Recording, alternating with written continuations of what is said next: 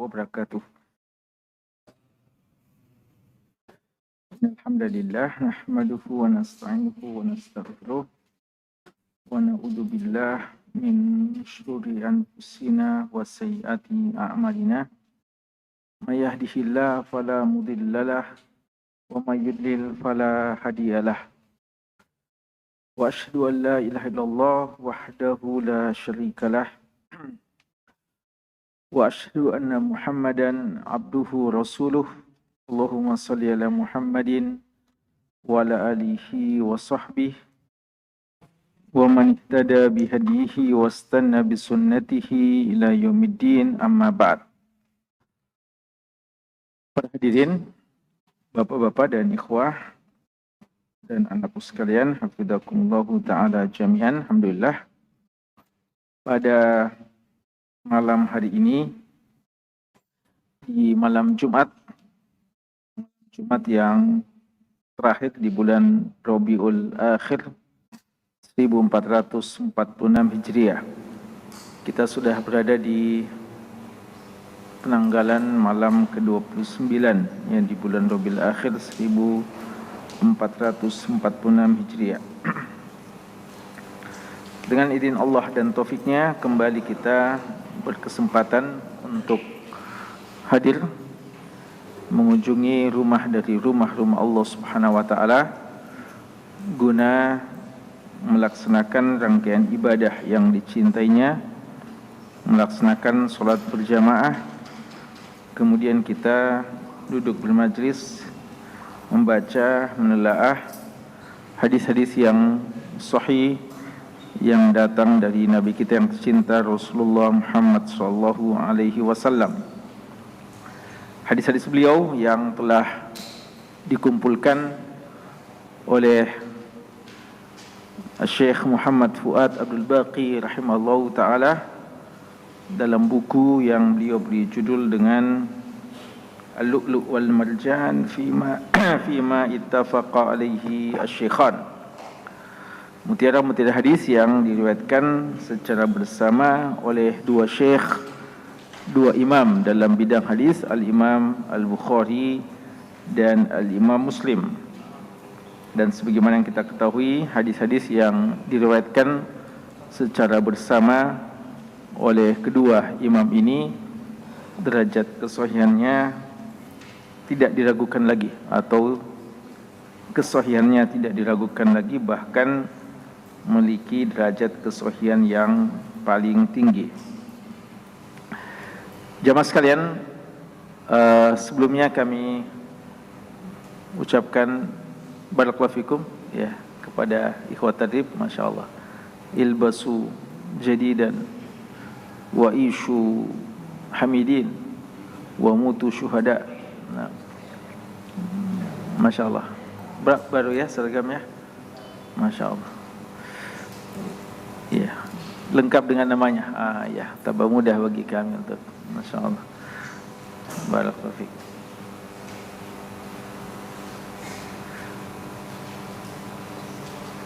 Ya, kalau seperti gini enggak apa-apa berpencar ya. Karena sudah ketahuan ya. Enggak apa-apa juga kalau berkumpul, tapi kalau berpencar juga sudah enggak masalah ya, sudah ditahu insyaallah.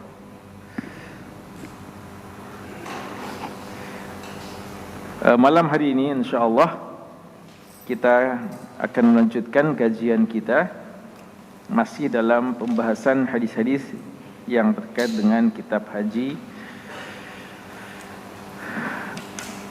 dan sebagaimana biasanya kita mau sedikit merojah apa-apa yang telah kita pelajari dalam pembahasan kita sebelumnya, ya, agar memang kita yakin apa yang telah kita pelajari telah kita fahami dengan baik ya. Karena pelajaran dan hafalan jika tidak diulangi maka dia akan hilang ya. Sering kita mengulangi perkataan para ulama-ulama hadis kita tentang bagaimana menjaga hadis. Mereka mengatakan tadzakaru fa inna hayatal ilmi mudzakaratuhu. Seringlah kalian bermuzakarah, mengulang-ulangi pelajaran, karena hidupnya satu ilmu itu dengan seringnya diulangi, seringnya di murajaah, di muzakarah.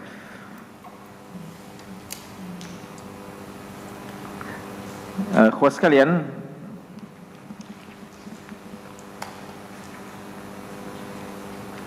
pertanyaan pertama. Ya, tutup bukunya.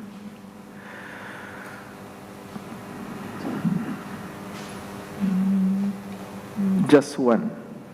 Masya Allah. Ya.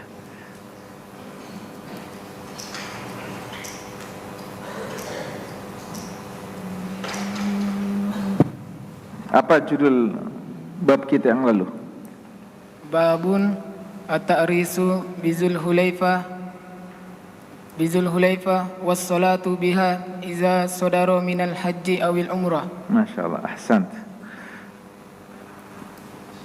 Arif ya?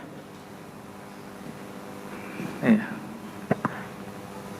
Jangan ada yang tutup-tutup namanya ya. Iya. Iya, silakan. Apa artinya itu? Apa tadi artinya yang disebutkan oleh bab singgah di Dzulhulaifah untuk melaksanakan sholat sunnah saat pulang dari haji dan umroh yang dicontohkan oleh baginda Muhammad Rasulullah. Baik, ahsan. At-ta'ris. Apa artinya at-ta'ris? Singgah. Baik. Di waktu kapan saja? Pulang. Udah. Maksudnya subuh hari kah, sore hari, atau kapan? Asalnya mana ta'ris? Pada malam. Waktu apa? Malam. Baik, ahsan.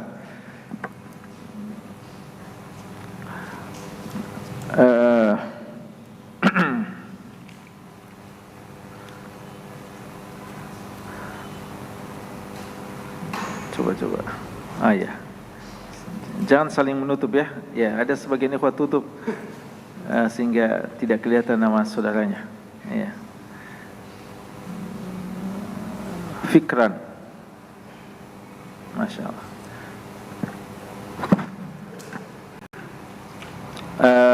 Berapa hadis yang kita bahas dan siapa sahabat yang meriwayatkannya? Pekan lalu kita membahas 3 hadis, 2 dari di bab ini saya dulu. 2 hadis dari Abdullah bin Umar radhiyallahu anhu. Ahsan. Ghazali, hafal hadisnya? Hadis yang pertama, hadis Abdullah bin Umar yang pertama, hafal? Lamma Ustaz. Ya, Lamma. fadal. Lamma Ustaz. Lamma. Tapi apa inti kandungannya? Apa isinya? Tentang apa hadisnya?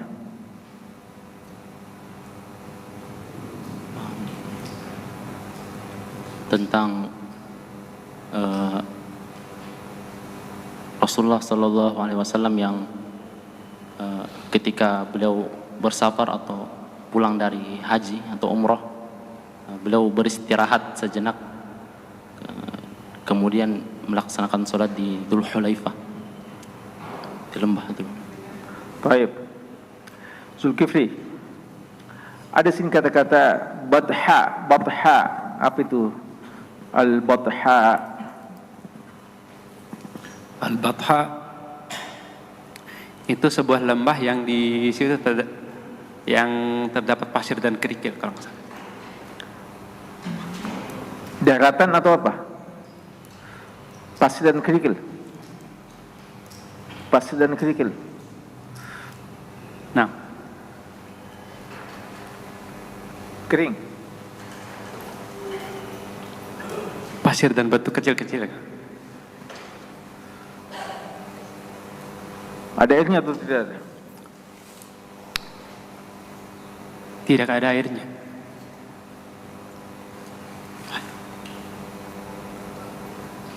Batha lembah yang diberkati yang di situ.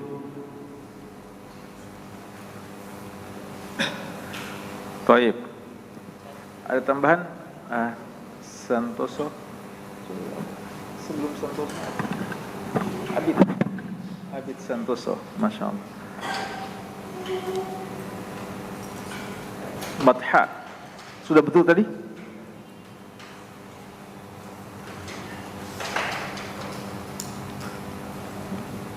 Hasanuddin. Apa? Coba. Khairuddin. Fadal. Ada tambahan? Batha berpasir dan ada air, Ustaz. Ada sungai kecil. Ada. Iya, ada sungai Baik. kecil ya. Jayyid. Pertanyaan. Yang siapa? Ali. Masya Allah. Apakah ini bagian dari sunnah atau tidak? Bagi orang yang pulang dari haji atau umrah, disunnahkan singgah ke Dzul Hulaifah melaksanakan sholat. Bukan bagian dari sunnah, Ustaz. Apa? Bukan bagian dari sunnah. Bukan bagian dari sunnah. Yang sunnah apa? Terkait dengan Dzul Hulaifah?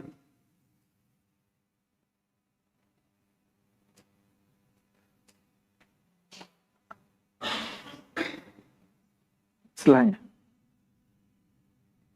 Nggak kelihatan. Andika ya?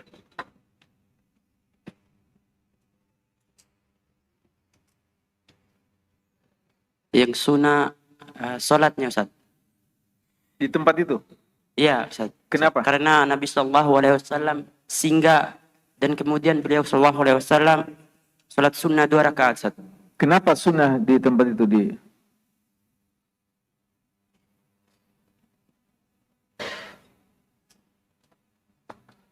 Tapi apa? Ada yang sunnah terkait dengan tempat itu. Kapan? Karena Nabi SAW ketika pulang umroh atau pulang haji sering beliau istirahat atau singgah, kemudian beliau sholat sunnah. Tapi katanya tidak sunnah. Ini bukan sunnah. Ada yang sunnah terkait dengan Dzul Hulaifah. Apa itu? Fadhal. Yang songkok hijau. Tidak kelihatan namanya.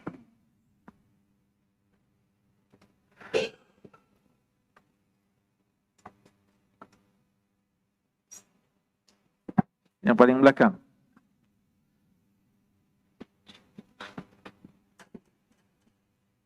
Siapalah di antara antum berdua?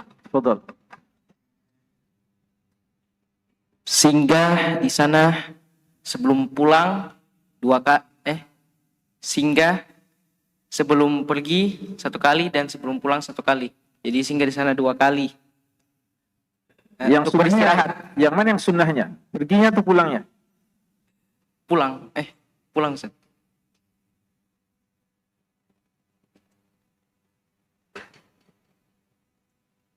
Ada tambahan? Silakan. Siapa? Rongi. Siapa? Eko Rongi.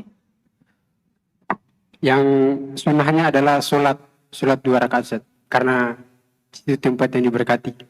Iya, tapi maksudnya ada antara pergi dan pulang. Yang mana yang lebih sunnah? Pulang, Ustaz. Yang kacamata. Siapa? Kelihatan. Sunnah apabila berawal ihram dari Madinah. Ihram dari Madinah. Kenapa sunnah? Karena Kenapa? Apa di sana? Dzul Hulaifah itu apa? Apa namanya? Miqat, ya? Miqat. Penduduk Madinah. Baik. Pertanyaan. Siapa sahabat yang mengikuti Rasulullah dalam hal ini? Ini yang belakangnya Fikra. Yang belum. Siapa? Arif. Siapa?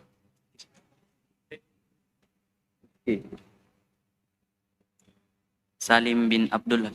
Salim bin Abdullah. Siapa itu? Salim bin Abdullah. Anaknya Abdullah bin Umar. Abdullah bin Umar. Yang mana sahabat? Abdullah bin Umar. Kalau Salim? Tabi. Tabi'in. Dua-duanya atau satu saja? Yang bisa sholat itu siapa? Salim. Salim. Kalau Abdullah? Abdullah juga. Abdullah juga. Berarti dua-duanya? Iya. Siapa yang ikuti siapa? Abdullah ikuti Nabi SAW. Lalu? Ikuti Abdullah. Abdullah, Masya Allah. Itu Abdullah siapa? Antara Salim dengan Abdullah? Baku apa? Ayah Anas. Ayahnya. Ya. Masya Allah. Hasan. Ya. Terakhir. Kalau antum yakin dengan jawaban, antum ya tidak usah ragu ya, sampaikan. Nah, ini juga dari samping kita ini. Iya. Tidak adil kalau tidak ditanya. Ya. Pertanyaan terakhir. Apa bab yang kedua yang kita bahas?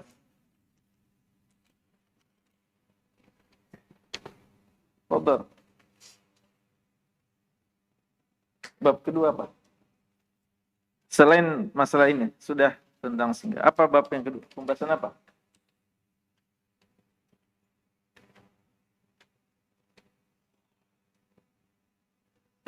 Fadhal.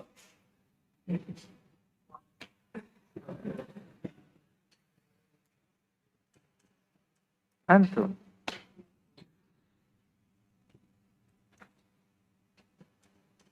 Siapa yang belum ditanya di sini?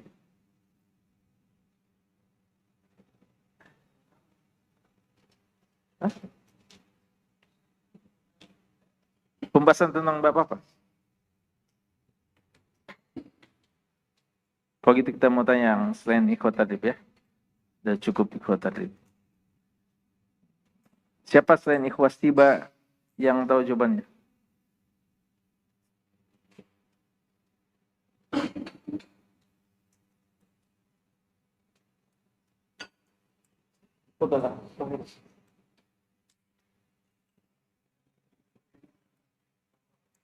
Tidak boleh lagi orang musyrik tawaf dan iya, dua ya yang tidak boleh. Tidak boleh lagi orang musyrik ikut haji dan umrah. Yang kedua, tidak boleh lagi tawaf telanjang. Ya, ini berhubungan atau tidak harus berhubungan? Tidak harus ya. Kalau musyrik secara umum, biar musyrik tidak telanjang, tidak boleh. Ya.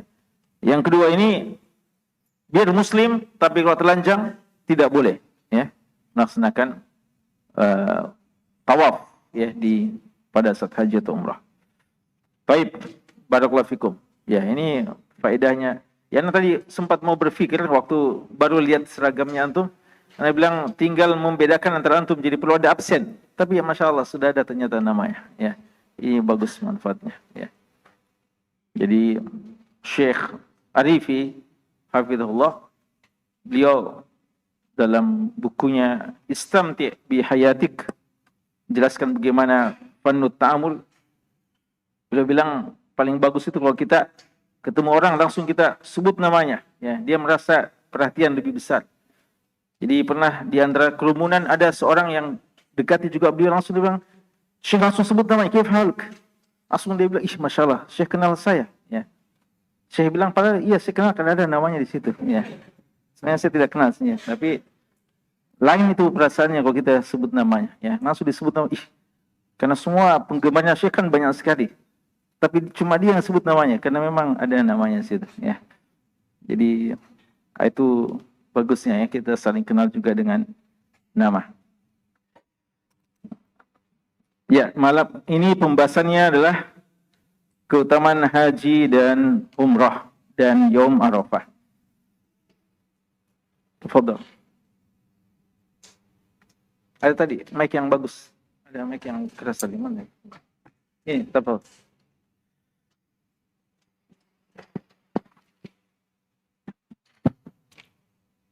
Bismillah, alhamdulillah, wassalatu wassalamu ala rasulillah wa ala alihi wa sahbihi wa man wala wa ba'du. Allahumma ighfir lil muallif wal ustad wal hadirina ajma'in. Qala al-imam an-Nawawi rahimahullah, babun fi fadlil haji wal umrah wa yaumi Arafah. Hadits Abi Hurairah radhiyallahu ta'ala anhu anna Rasulullah sallallahu alaihi wasallam qala al-umratu ila al-umrah kafaratun lima bainahuma wal hajjul mabrur laysa lahu jazaa'un illa al-jannah. Wal hadits alladhi ba'dahu hadits Abi Hurairah radhiyallahu ta'ala anhu qala qala Rasulullah sallallahu alaihi wasallam man hajja hadzal bait falam yarfuth wa lam yafsuq raja'a kama waladathu ummuh. Ahsan. Ya, jemaah sekalian, judul kita malam hari ini adalah babun fi fadlil haji wal umrati wa yaumi Arafah. Bab tentang keutamaan haji, umrah dan hari Arafah. Ya, bab tentang keutamaan haji, umrah dan hari Arafah. Dalam bab ini kita lihat Syekh Muhammad Fuad Abdul Baqi rahimahullah, penulis buku ini, mencantumkan untuk kita dua hadis. Satunya menjelaskan keutamaan haji dan umrah, dan satunya lagi menjelaskan tentang keutamaan haji secara khusus. Yang menjadi pertanyaan adalah, mana keutamaan hari Arafah? Ya, judulnya apa? Bab tentang keutamaan haji, umrah dan hari Arafah. Kalau haji dan umrah ada disebutkan dalam hadis pertama, hadis ke-855. Lalu keutamaan haji secara khusus lagi dibahas pada hadis ke-856. Tapi mana ini keutamaan hari Arafah? Kenapa bisa seperti gini? Ya. Karena haji dan hari Arafah tidak terpisahkan. Maka Nabi SAW mengatakan al-hajju Arafah. Karena apa? Haji dan hari Arafah tidak terpisahkan, Ustaz. Karena di rangkaian utama ibadah haji adalah pada hari Arafah. Nah, kalau sudah disebutkan haji sudah include dengan hari Arafah. Arafah. Masya Allah. Iya.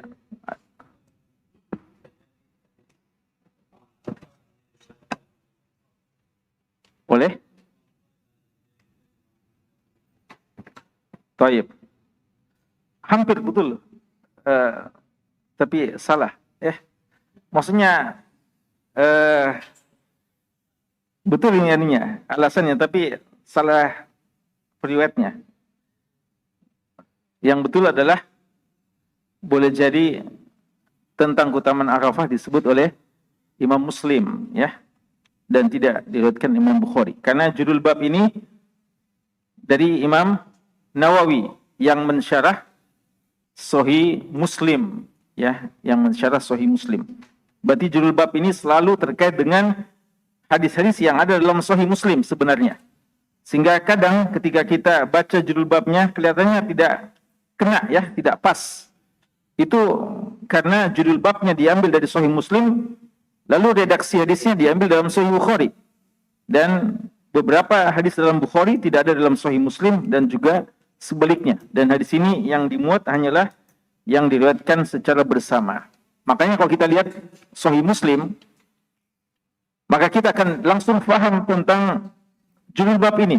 Ya, karena memang dalam Sahih Muslim bab ini disebutkan dan disebutkan tentang keutamaan hari Arafah sebelum keutamaan ini. Ya, jadi sebenarnya kalau dalam Sahih Muslim hadis yang pertama disebutkan adalah hadis tentang hadis Aisyah radhiyallahu anha.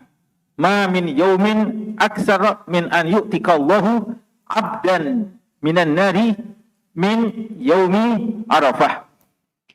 Tidak ada hari yang lebih banyak Allah bebaskan dari api neraka melebihi hari Arafah. Ya.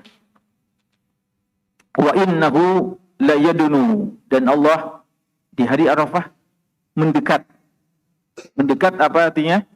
Turun dari langitnya yang tertinggi ke langit yang paling rendah.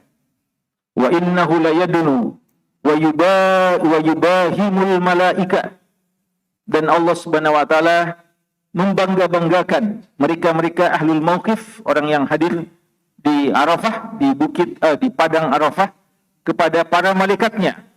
Fayaqul, seraya Allah berkata kepada para malaikatnya, ma arada haula, apa yang diinginkan oleh mereka itu. Ya. Kenapa Allah bertanya kepada malaikat? Kenapa Allah bertanya kepada malaikat? Untuk Allah ingatkan malaikat akan pertanyaan yang sempat ditanyakan oleh malaikat. Ataj'alu fiha man yufsidu fiha wa yasfiku ad-dima. Ya, ketika malaikat belum paham, tidak bisa atau belum bisa menangkap hikmah diciptakannya manusia di muka bumi ini. Padahal perhitungan malaikat bahwa kalau manusia dihadirkan di muka bumi ini yang memiliki hawa nafsu, maka hawa nafsu itu cenderung untuk melakukan dua hal: kerusakan di muka bumi dan saling membunuh di antara mereka. Jadi fahamnya malaikat waktu itu, tidak ada manusia yang bisa bagus. Manusia nanti kalau hidup di muka bumi ini, kerjanya cuma berkelahi terus, bahkan saling membunuh dan membuat kerusakan. Tidak ada yang beribadah kepada Allah. Maka Allah Subhanahu wa taala mau mengatakan, saya lebih tahu, ya. Allah lebih tahu apa yang tidak diketahui oleh malaikatnya. Makanya Allah selalu membangga-banggakan hamba-hambanya yang namanya manusia. Kita yang penuh dengan kelemahan ini sebenarnya punya banyak kekhilafan. Namun alhamdulillah kita juga mereka-mereka yang mendapatkan hidayah diberikan keinginan untuk berlaku baik, dan kita juga melakukan beberapa kebaikan-kebaikan, maka ini yang ditunjukkan oleh Allah kepada para malaikatnya. Maka Allah mengatakan, ma arada haula, kira-kira mereka itu datang untuk apa? Ya, mereka datang untuk apa? Apa yang mereka inginkan? Jawabannya, mereka datang untuk minta ampun kepada Allah dan menjemput rahmat Allah Subhanahu wa taala. Ya, jadi malaikat ditanya agar malaikat langsung bisa memahami jawaban dari pertanyaan yang pernah mereka ajukan kepada Allah Subhanahu wa taala. Sebagaimana keutamaan majlis ilmu ini, ya. Makanya Allah Subhanahu wa taala utus siapa untuk mengawasi majlis ilmu seperti ini? Malaikat. Inna lillahi malaika sayyahin, tawafin. Allah punya malaikat-malaikat yang kerjanya cuma sayyah, keliling-keliling di muka bumi ini. Tawafin, tawaf di muka bumi ini. Tapi tawaf untuk cari apa? Tawaf untuk cari majlis zikir, majlis ilmu. Agar mereka tahu bahwasanya ternyata di antara hamba-hamba Allah banyak yang mengharapkan surga, banyak yang berusaha untuk bisa masuk surga, sebagaimana banyak di antara mereka yang berusaha untuk jauh dari api neraka Allah dan dari segala macam bentuk dosa yang bisa menjerumuskan ke dalam api neraka. Dan sebagaimana keutamaan majlis ilmu ini, apa kata Rasulullah?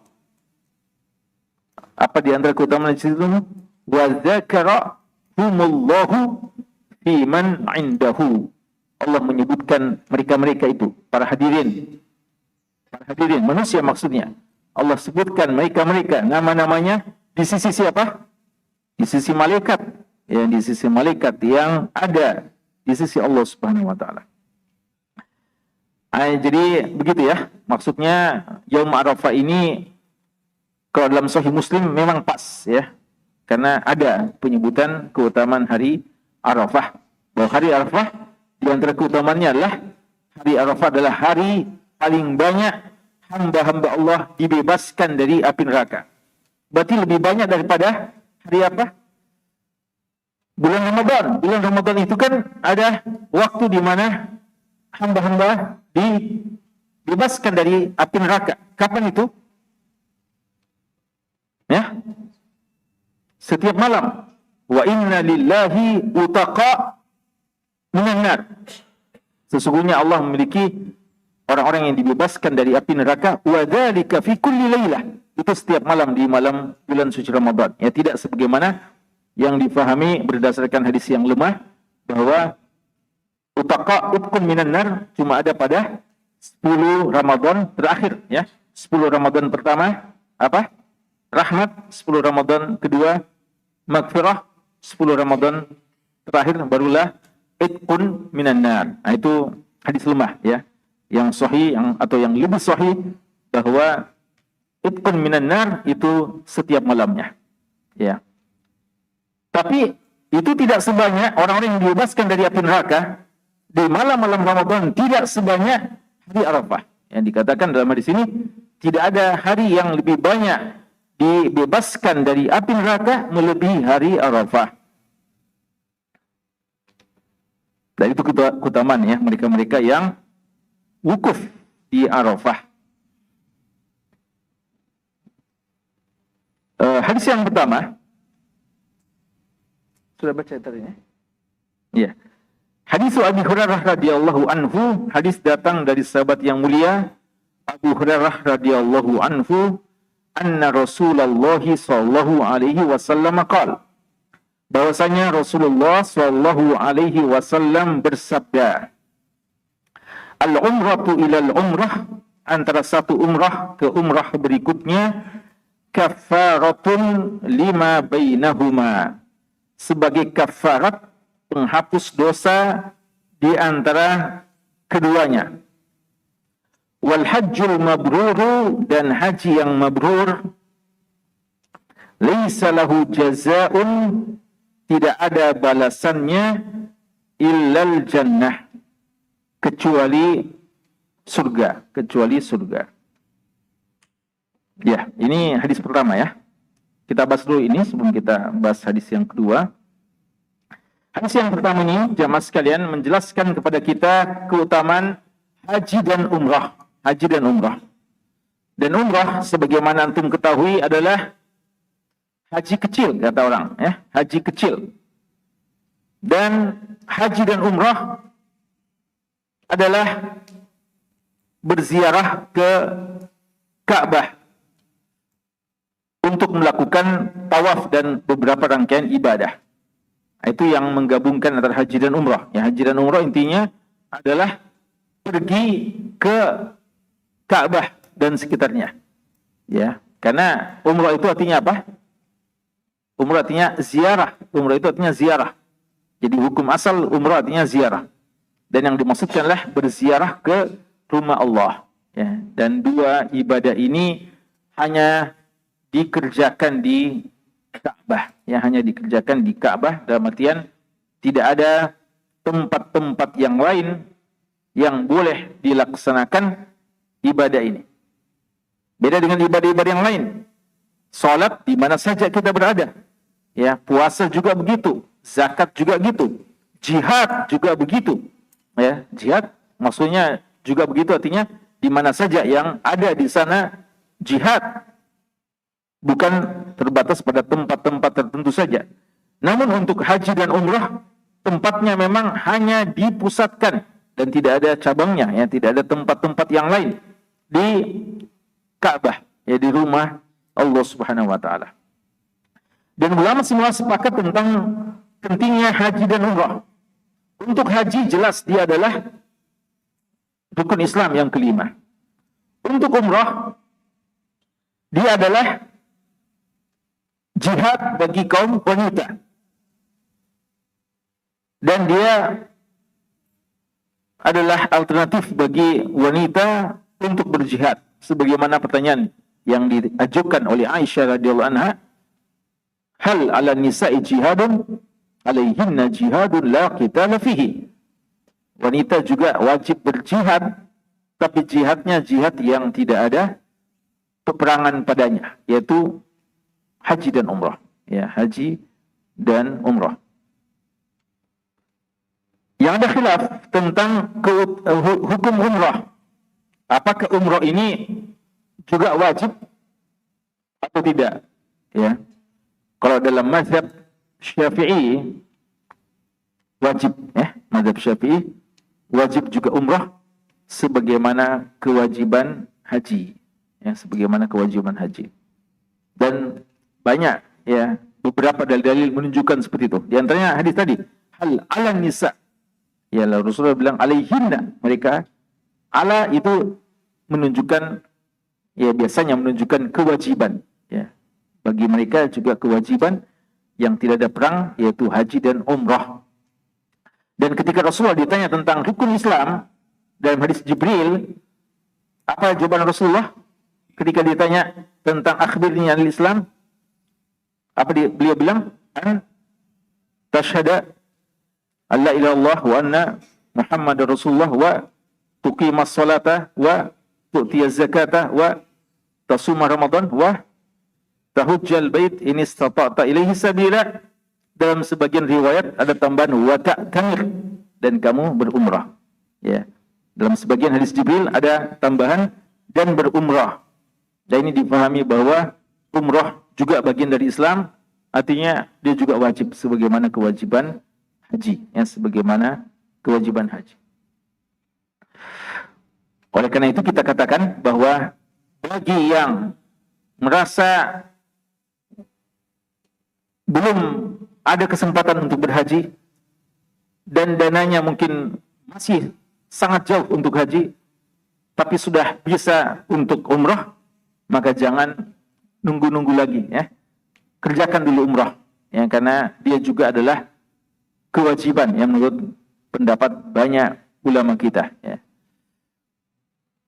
Dan mudah-mudahan dengan itu juga insya Allah ada kesempatan haji nanti, ya. Jadi jangan karena ya belum haji lalu bilang haji wajib, sunnah umrah sunnah, berarti yang wajib dulu, ya. Nanti kalau sudah haji ada lagi kemampuan baru umrah, enggak, ya, enggak gitu cara berpikirnya. Yang betul adalah jika belum haji dan sudah bisa umrah, maka umrah saja dulu, ya. Dan setelah itu juga ada rezeki lagi untuk kita bisa melaksanakan haji nanti, ya.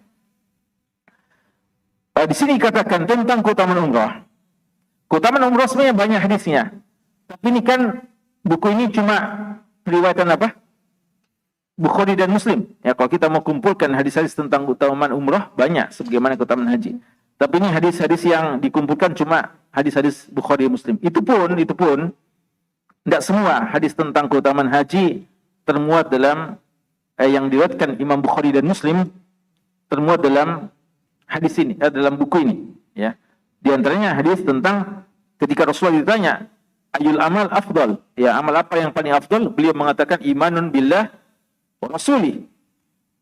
Kemudian apa lagi? Dikatakan adalah haji, ya. Haji mabrur. Lalu dikatakan lagi apa? Dikatakan jihad fi sabilillah. Kemudian dikatakan sumai, lalu beliau mengatakan hajjun mabrur, haji mabrur. Dan itu Bukhari Muslim juga, hadis Bukhari dan Muslim. Tapi tidak disebutkan di sini, ya.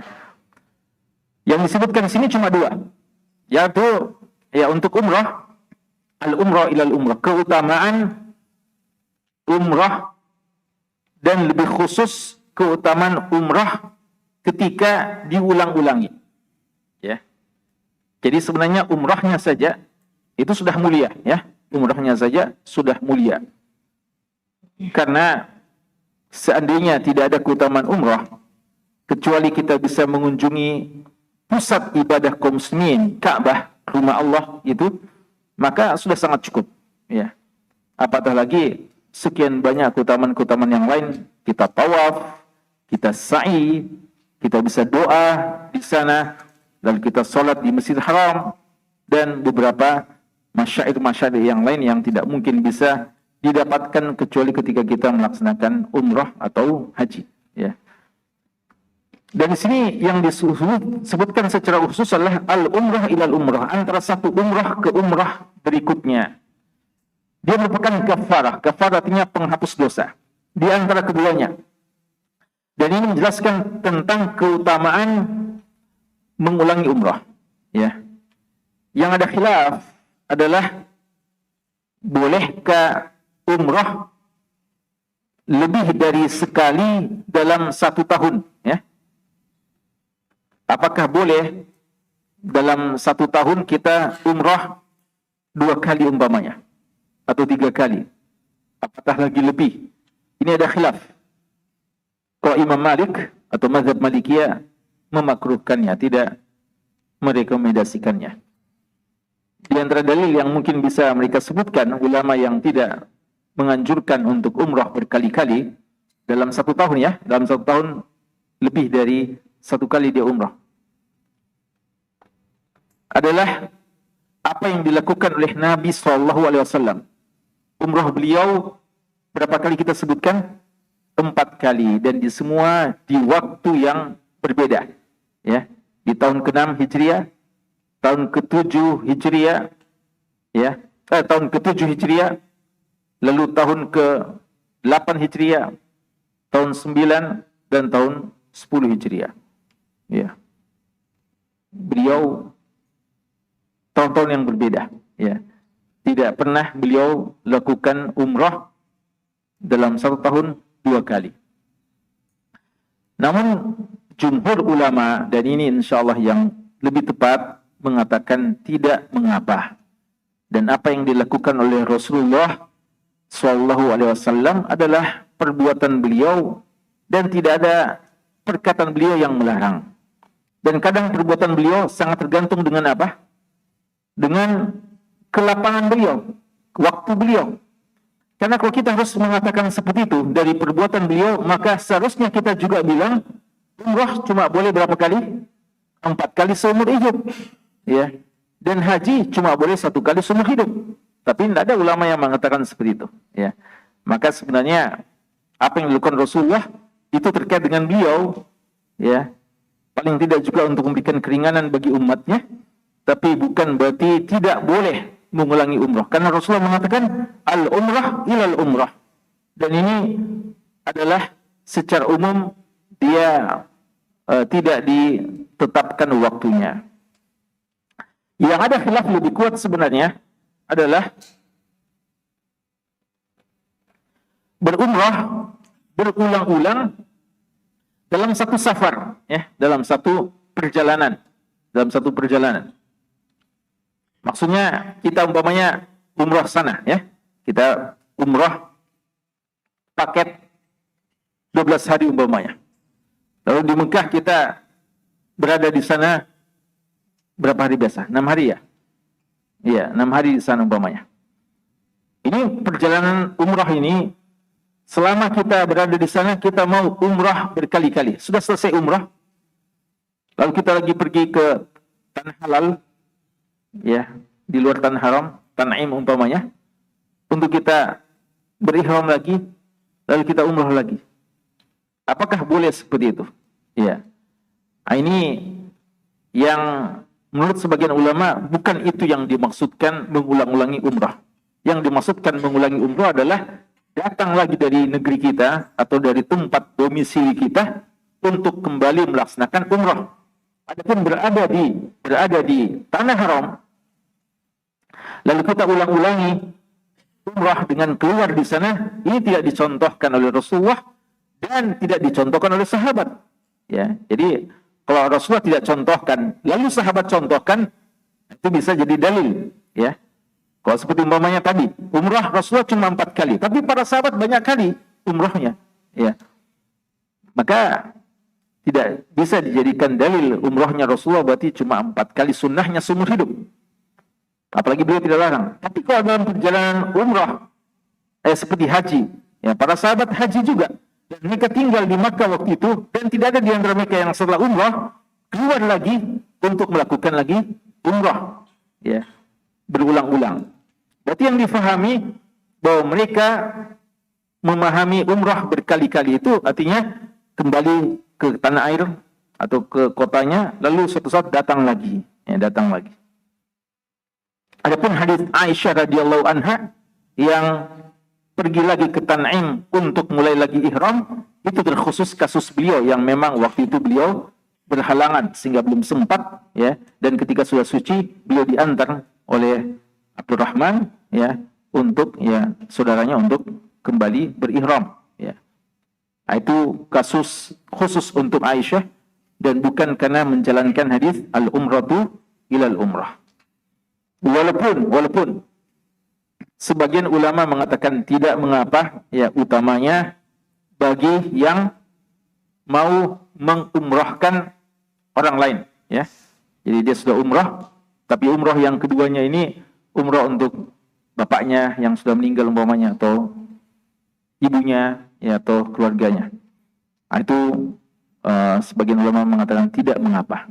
Namun sebenarnya hukum asal makna umrah ke umrah berikutnya adalah kita setelah pulang umrah tahun ini atau bulan ini, ya bulan lalu kita umrah, lalu kita bilang lagi insyaallah 2 bulan depan lagi saya akan umrah lagi, ya, dari kampung kita atau dari kota kita, dari negeri kita. Nah, itu yang dimaksudkan. Keutamaannya adalah kafaratun bainahuma. Dia akan menghapuskan dosa-dosa di antara keduanya, ya. Maka kita sebenarnya umrah bukan untuk bangga-banggaan, ya. Kita umrah datang jauh-jauh bukan untuk kita bangga-banggaan bahwa kita bisa lagi umrah datang ke tanah suci. Tapi kita mau melebur dosa-dosa kita ini yang mungkin sudah begitu banyak sejak kita umrah tahun lalu. Maka kita mau lagi melebur dosa-dosa kita ini, menghapuskan dosa-dosa kita ini dengan melakukan umrah dan sekian banyak ibadah di tanah suci tersebut. Itu sebenarnya maksud kita dalam melakukan umrah, ya. Bukan untuk bangga-banggaan bahwa saya sudah berkali-kali umrah. Tapi tentu saja bagi mereka yang berkali-kali umrah, maka peluang mereka untuk dihapuskan dosa-dosanya sangat besar di sisi Allah Subhanahu wa taala. Makanya salaf itu, ya, mereka berkali-kali umrah. Ya, mereka sangat sering. Jangankan umrah, haji pun mereka sangat sering berulang-ulang, ya. Syekh Al-Albani rahimahullah ta'ala, pernah beliau ditanya, ya, ketika beliau berfatwa dengan fatwa yang menyelisihi fatwa umumnya mufti-mufti di Saudi, ya. Di antaranya fatwa ketika beliau tidak membenarkan meminta bantuan orang-orang kafir seperti Amerika dalam menghadapi Kuwait, ya, dalam menghadapi Irak, ya, dalam Ghazwatul Khalij, dalam perang Teluk, yang sehingga memungkinkan orang-orang Amerika datang ke sana Jazirah Arab untuk, beliau tidak membolehkan, ya, walaupun fatwa-fatwa resmi dari para masyayikh waktu itu membolehkan karena darurat, ya. Lalu ada yang tanya, antum tidak khawatir bahwa syekh dengan fatwanya antum ini nanti antum dicekal, tidak bisa lagi melaksanakan haji dan umroh di Mekah, tanah suci, kamu dilarang masuk lagi di tanah suci? Beliau bilang, saya, ya, dan ada yang bertanya, kira-kira kok antum ini orang mufti asal di Saudi, kira-kira antum berani bilang begini? Ya, beliau bilang, ini prinsip saya, ini yang saya yakini bahwasanya tidak dibolehkan. Dan masalah haji dan umroh, ya, walaupun tentu saja saya masih sangat ingin, tapi saya ini alhamdulillah sudah sangat tua, dan haji saya sudah, beliau sebutkan kalau tidak salah, sudah 30 kali lebih, ya. Dan umroh saya sudah ratusan kali, ya, tidak terhitung lagi, sehingga mudah-mudahan apa yang saya sudah pernah laksanakan untuk haji dan umroh, ya, itu sudah menjadi catatan amal saya di sisi Allah Subhanahu wa taala. Yang mau digarisbawahi sini adalah bagaimana para ulama, ya, berkali-kali melaksanakan haji dan umrah, ya, berkali-kali melaksanakan haji dan umrah selama memungkinkan tentunya, ya. Al-umratu ilal umrah kafaratun lima bainahuma. Ada khilaf dari ulama kita, dosa apa yang bisa dihapuskan dari amal soleh semacam ini. Namun umumnya ulama mengatakan amalan soleh menghapuskan dosa-dosa kecil, karena dosa-dosa besar tidak cukup dengan amal soleh, harus juga dengan taubat nasuha, ya, harus juga dengan taubat nasuha. Jadi ada kadang kita melakukan kebaikan, kita tidak niatkan menghapuskan dosa apa yang kita mau dihapuskan, tapi secara umum dosa-dosa kecil kita bisa dihapuskan dengan amal soleh yang kita lakukan itu. Tapi untuk dosa besar, maka tidak bisa dihapuskan kecuali dengan tobat nasuha kepada Allah Subhanahu wa taala. Wal hajjul mabrur laisa lahu jazaa' illa jannah. Dan haji yang mabrur tidak ada balasannya kecuali jannah. Mabrur dari kata-kata bir, ya, bir. Bir itu artinya apa? Kebaikan, ya. Dan bukan cuma haji yang disifatkan dengan mabrur, apalagi amalan yang ada kata-kata mabrurnya dalam hadis.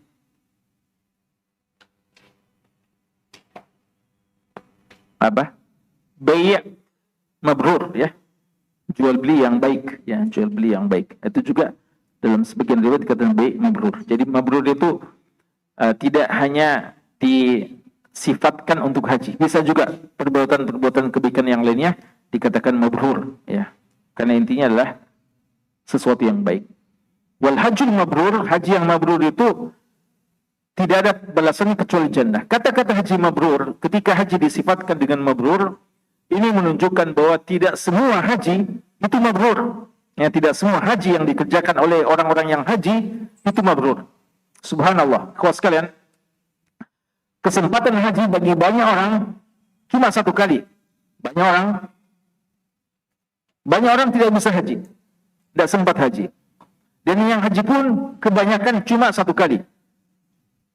Sedikit yang alhamdulillah diberikan kesempatan berhaji berkali-kali. Dan sangat disayangkan, kadang haji yang sekali ini tidak diusahakan bisa mabrur. Berapa banyak orang yang datang jauh-jauh untuk haji, tidak memperhatikan syarat-syaratnya, rukun-rukunnya, adab-adabnya, sunnah-sunnahnya, dan wajib-wajibnya, sehingga bisa dikatakan sebagai haji yang mabrur. Apa haji yang mabrur itu? Haji yang mabrur itu penjelasannya nanti pada hadis yang kedua. Bagaimana dikatakan haji yang mabrur?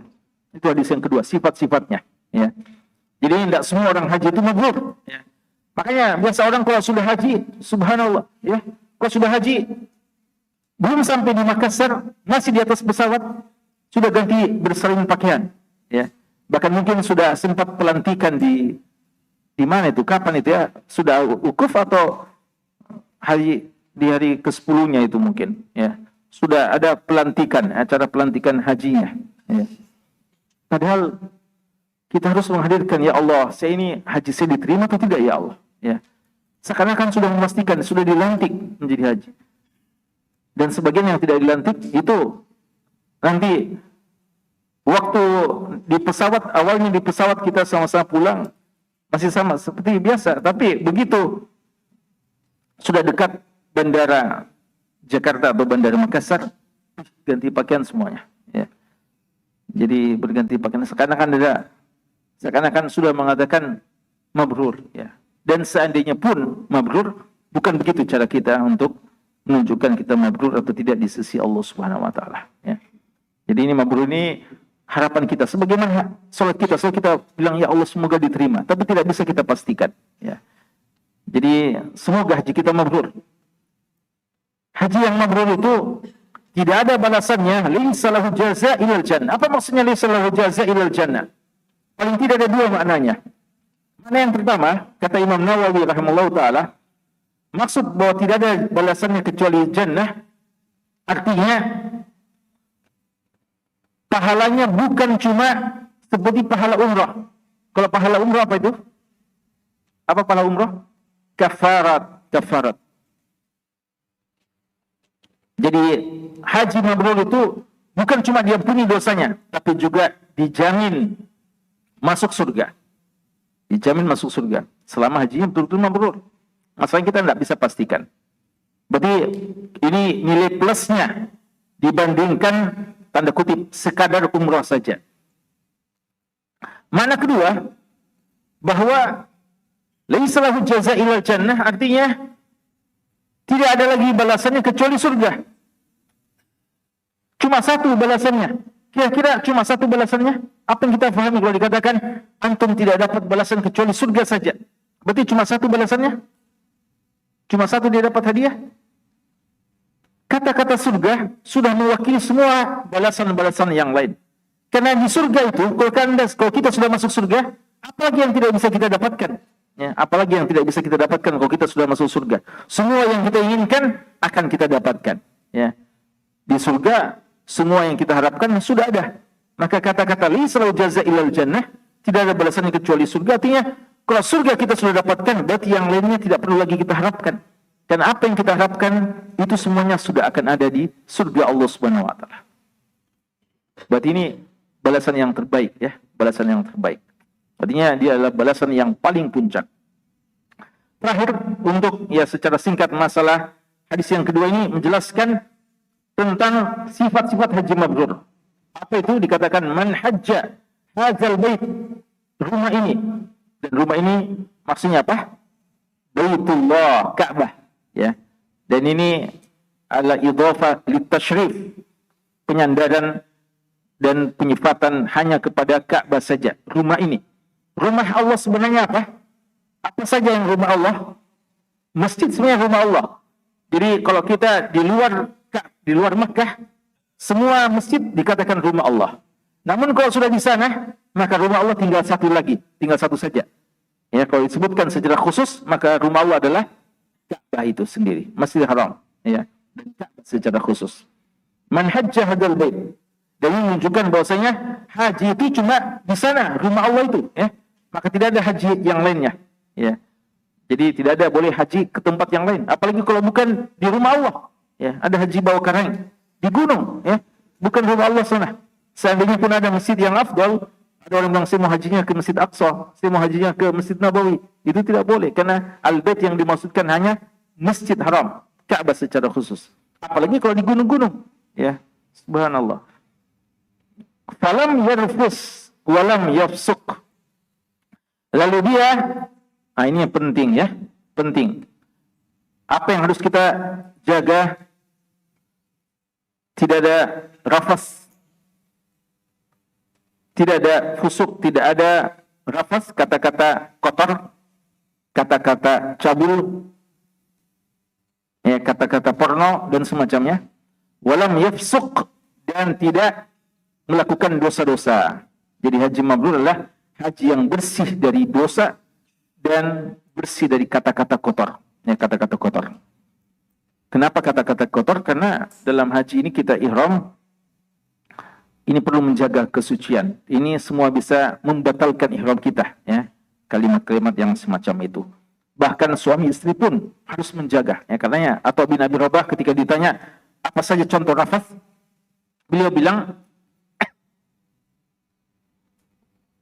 kalau ada orang suami dan istri yang tawaf sama-sama masih dalam kondisi ihram, lalu sang suami bilang, kalau kita sudah suci ini sebentar, kita kembali lagi. Artinya melakukan hubungan suami istri, tapi masih dalam keadaan ihram, maka itu sudah masuk rafas. Apalagi kalau selain suami istri. Dan dosa-dosa.